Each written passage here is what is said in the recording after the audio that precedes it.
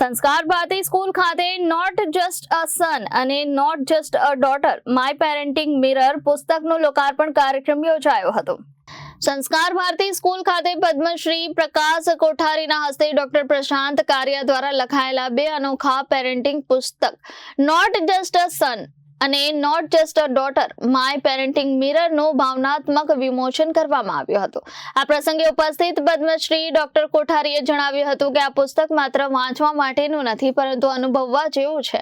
તમે એકવાર શરૂ કરો તો પૂરું કર્યા વગર ઉઠી ન શકો એવી પકડ છે.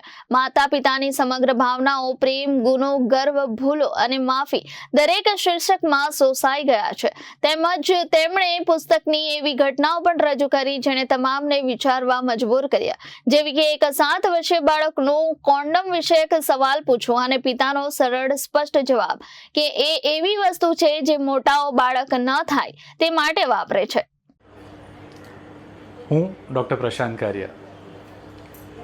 દરેક પિતાને એવી ઈચ્છા હોય કે પોતાના બાળકને અલગ કંઈક આપે. એટલે જ્યારે મારો સન પરમ 18 વર્ષનો થયો ત્યારે મને એમ થયું કે એને કંઈક અલગ વસ્તુ આપું.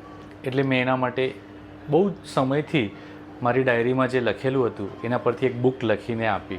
એનો ડ્રાફ્ટ એને આપ્યો એકચ્યુઅલી કે તારા બર્થડે પર આપણે આ બુક પબ્લિશ કરીશું.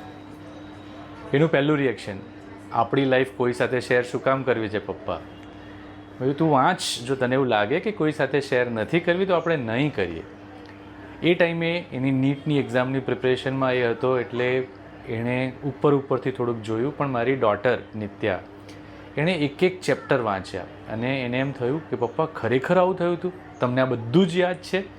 અને એ ટાઈમે મને એની આંખોમાં ખુશીની સાથે એક ઈર્ષ્યા બી દેખાઈ અને મને એમ થયું કે ક્યાંક હું મારી દીકરીને ન્યાય નથી કરી રહ્યો. એટલે જે ચેપ્ટરો જેમાં પરમ પ્રોમિનન્ટ કેરેક્ટર હતો એને મેં not just a son my parenting mirror તરીકે રાખ્યું, અને જે ચેપ્ટરમાં નિત્યા કેરેક્ટર પ્રોમિનન્ટ હતી એ કેરેક્ટરને not just a daughter my parenting mirror તરીકે નામ આપ્યું. અને મને જણાવતા ખુશી થાય છે કે બંને બુકોનું રિલીઝ કરવા માટે પદ્મશ્રી ડૉક્ટર પ્રકાશ કોઠારી મુંબઈથી આવ્યા અને સંસ્કાર ભારતી સ્કૂલના ઓડિટોરિયમમાં અમે આ 2 સ્કૂલોનું વિમોચન કર્યું.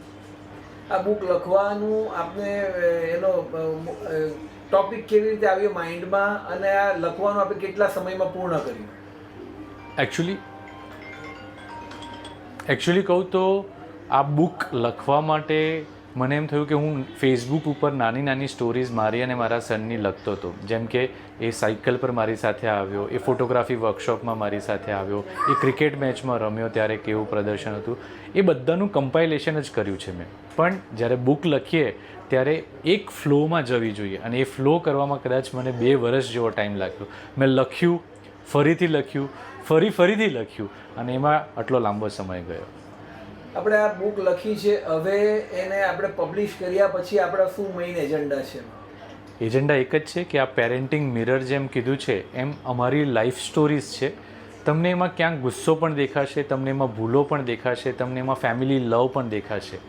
પણ મને ચોક્કસ ખાતરી છે કે દરેક પેરેન્ટ આ જર્નીમાંથી પાસ થતું હોય છે. એટલે જો તમે કદાચ આ બુક વાંચશો તો તમને તમારી ફેમિલીની સ્ટોરીઝ આમાં જોવા મળશે જ. અને હું ઈચ્છું કે જે ભૂલો મેં કરી છે તમે નહીં કરો. આ ક્યાં અવેલેબલ હશે? અત્યારે આ બુક એમેઝોન પર અવેલેબલ છે. બંને બુક્સ એમેઝોન પર અવેલેબલ છે. ઇવન એમેઝોનનું કિન્ડલ વર્ઝન પણ અવેલેબલ છે જે કલરમાં છે, કે જો કોઈને કલરફુલ વાંચવું હોય તો એના પર વાંચી શકે છે.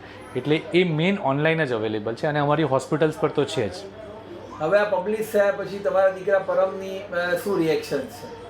એનું સેમ રિએક્શન હતું કે પપ્પા આ બુક પબ્લિશ કરવાનું મેં તમને એવું કીધું હતું કે આપણે કરો, વાંધો નહીં.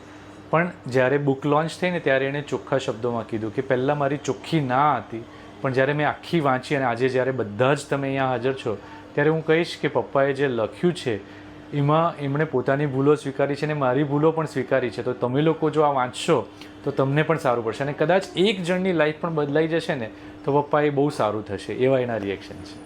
અંતમાં આપ સુરત શહેરના શહેરીજનોને શું મેસેજ પાઠવો છો? મેસેજ એક જ છે કે બાળકનું પેરેન્ટિંગ આપણે જ્યારે કરીએ છીએ ને ત્યારે એવું થતું હોય છે કે આપણે કરીએ છીએ, પણ એકચ્યુઅલી એ આપણને શીખવાડતા હોય છે.